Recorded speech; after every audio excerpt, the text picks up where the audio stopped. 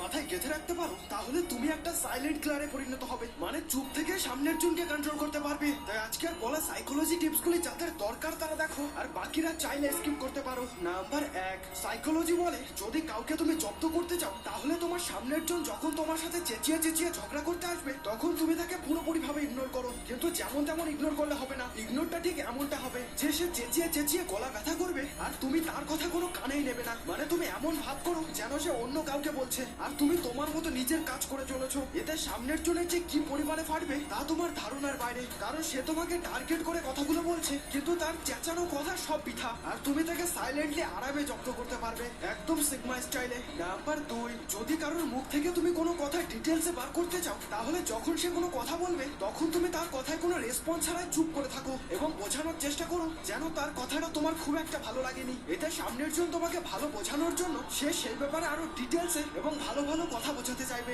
এতে তুমি সাইলেন্টলি সেই ব্যাপারে ডিটেলসে জানতে পারবে। আরে আমি তো তোমাদেরকে বন্ধু মনে করি, কিন্তু তোমরা যারা আমাকে বন্ধু মনে করো তারা রেড হার্ট কমেন্ট করে যেও।